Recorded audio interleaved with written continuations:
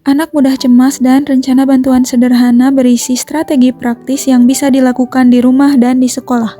Assalamualaikum warahmatullahi wabarakatuh. Perkenalkan, nama saya Mega Utami Fajrin dengan NIM 860720665.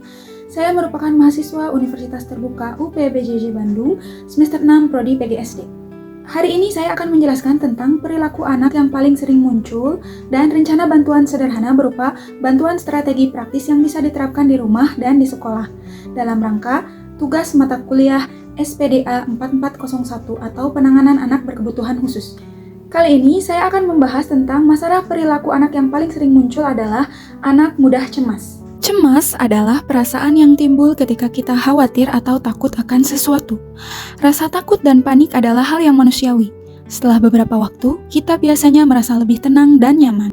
Gangguan kecemasan sendiri dapat diartikan sebagai pengalaman kecemasan yang berlebihan dan melemahkan. Anak yang mengalami gangguan kecemasan memiliki perasaan takut pada taraf yang sudah mengganggu fungsi hariannya.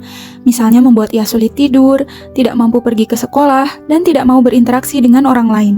Target perilaku yang muncul pada anak yang mengalami kecemasan atau anak mudah cemas adalah yang pertama, anak mudah cemas saat akan pergi ke sekolah, anak mudah cemas saat akan berbicara dengan orang lain, anak mudah cemas saat akan menghadapi ujian, dan anak mudah cemas saat berada di dalam keramaian atau dalam kondisi banyak orang. Adapun situasi pemicu atau kapan terjadinya kecemasan pada anak, biasanya saat ia akan pergi ke sekolah, anak terlihat cemas dan gelisah.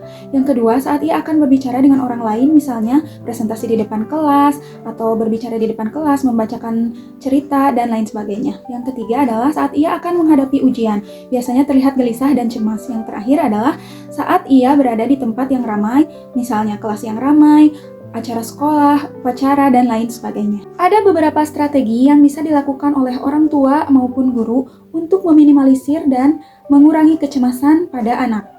Yang pertama adalah dengan menstabilkan detak jantungnya lewat regulasi fisik dengan cara menarik napas selama 5 detik, menahannya selama 5 detik, dan menghembuskannya selama 5 detik. Suruh anak untuk menarik napas selama 5 detik, kemudian tahan selama 5 detik, dan hembuskan selama 5 detik. Ulangi step tersebut sebanyak 3 kali atau sampai anak merasa tenang. Atau bisa juga dengan menggunakan teknik jari tangan, di mana setiap jari yang naik digunakan untuk menarik nafas, misalnya 1, 2, 3, 4, 5, dan menurunkan jari tangan untuk mengeluarkan atau menghembuskan nafas. 1, 2, 3, 4, 5. Step ini bisa diulang beberapa kali sampai anak terlihat tenang. Dan sebagai orang tua dan juga guru bisa mempraktikannya langsung di rumah atau di sekolah. Apa yang harus dilakukan berikutnya adalah dengan mengatur pola tidur dan pola makan bagi anak yang mengalami kecemasan. Pola tidur di rumah bisa diatur lebih dari 8 jam untuk anak berusia 6-12 tahun. Selain itu, untuk pola makan, harus dipastikan anak mengkonsumsi makanan yang bergizi dan juga tidak makan atau jajan sembarangan di sekolah. Selanjutnya, untuk di sekolah, guru bisa mengelompokkan anak dengan beberapa kelompok kecil, misalnya dengan 2 atau 3 orang, di mana membuat sebuah kelompok untuk membuat anak lebih berani berbicara di depan teman-temannya maupun presentasi di depan kelas. Selain itu, langkah tersebut dapat membantu anak lebih berani untuk berbicara di depan umum dan membantunya untuk berinteraksi dengan teman-teman sekelompok atau dengan teman-teman sebayanya di kelas. Selain itu, saat di sekolah atau di kelas, guru juga tidak memaksa anak secara tiba-tiba dengan menyuruhnya untuk berbicara di depan. Lakukan dengan secara bertahap atau perlahan. Saat di sekolah, guru juga bisa memberikan instruksi-instruksi yang singkat atau yang mudah, tidak langsung memberikan instruksi-instruksi yang sulit pada anak yang mengalami kecemasan pada saat mengerjakan tugas atau saat ujian. Orang tua di rumah bisa menyediakan kotak anti cemas, misalnya seperti ini. Kotak anti cemas yang dibuat semenarik mungkin dengan menggunakan kertas kado, di mana anak bisa menuliskan kecemasan atau hal apa yang membuatnya cemas hari ini, lalu kertas tersebut dilipat dan dimasukkan ke dalam kotak cemas. Hal ini bisa dianggap sebagai bahwa kecemasannya sudah dimasukkan ke dalam kotak dan tidak perlu dipikirkan lagi. Guru bisa mengizinkan anak untuk membawa benda-benda kecil sebagai penenang, contohnya batu-batu kecil yang dihias, kemudian gantungan kunci atau sapu tangan pemberian ayah dan ibunya, benda-benda favorit pemberian ayah dan ibunya maupun boneka kecil seperti ini yang bisa dimainkan atau diremah saat ia merasa atau saat anak merasa cemas. Saat berada di tempat yang ramai, orang tua dan guru bisa mengajaknya untuk duduk di tempat yang nyaman, mengajaknya berbicara secara perlahan, kemudian menggenggam tangannya, mengelus tangannya supaya anak merasa lebih tenang dan tidak merasa sendirian, kemudian memberikan air putih agar anak menjadi sedikit lebih rileks atau lebih tenang.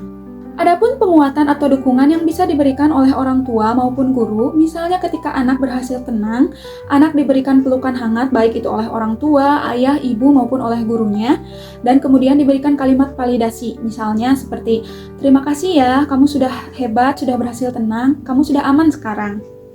Atau "Terima kasih sudah bertahan, dan terima kasih sudah tidak menangis, kamu hebat, kamu anak yang hebat." Guru juga bisa memberikan pelukan hangat pada anak tersebut dan memberikan pujian tentang betapa pemberaninya hari ini karena dia sudah berhasil membaca satu paragraf dongeng tanpa terbata-bata maupun tanpa terlihat gelisah ataupun panik. Kemudian, orang tua di rumah bisa memberikan pujian pada anak karena sudah berhasil mengisi kotak anti cemas setiap hari dengan mengatakan bahwa, "Wah, kamu hebat ya, sudah konsisten bisa menceritakan apa yang kamu rasakan hari ini dan memasukkannya ke dalam kotak anti cemas." Membuatkan makanan favorit si anak. Misalnya, dengan membuatkan nasi goreng maupun mie goreng dengan topping-topping favoritnya. Dengan begitu, anak bisa melupakan atau mengurangi sedikit rasa cemas yang terjadi padanya hari ini. Atau apa yang ia alami hari ini bisa sedikit terlupakan dengan adanya makanan favorit yang dibuatkan oleh ayah dan ibunya di rumah. Penguatan lainnya adalah dengan mengabulkan salah satu wishlist anak, misalnya anak ingin membeli gantungan kunci yang selama ini diidam-idamkan. Selama permintaannya masih bisa dikabulkan dan tergolong sederhana, maka orang tua bisa mengabulkan keinginan tersebut guna memberi reward pada anak yang berhasil melawan rasa cemasnya hari ini maupun hari-hari sebelumnya. Penguatan lainnya yang bisa dilakukan oleh guru di sekolah dengan memberikan stiker bintang 5 di buku tulis anak tersebut atau dengan menempelkan stempel bertuliskan "You did a great job" atau "good job" di buku anak tersebut setelah anak tersebut selesai melakukan tugas-tugas di sekolah, misalnya presentasi atau yang mengharuskan dia berinteraksi dengan banyak orang. Langkah terakhir adalah monitoring, di mana orang tua maupun guru bisa mencatat berapa lama waktu yang dibutuhkan oleh anak agar bisa tenang setelah teknik pernapasan dilakukan. Guru juga dapat memonitor atau mencatat berapa lama waktu yang dibutuhkan oleh anak sehingga ia bisa beradaptasi atau bisa berinteraksi dengan teman-teman sekelompoknya dan melakukan presentasi di depan kelas. Apakah 3 hari, apakah 1 minggu?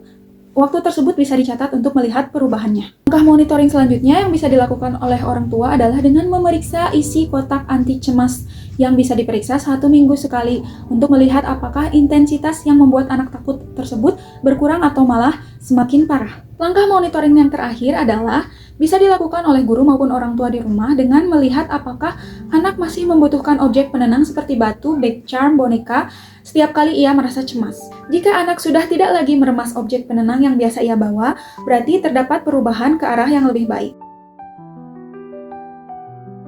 Semoga video ini bermanfaat dan dapat membantu rekan-rekan sekalian. Terima kasih. Assalamualaikum warahmatullahi wabarakatuh.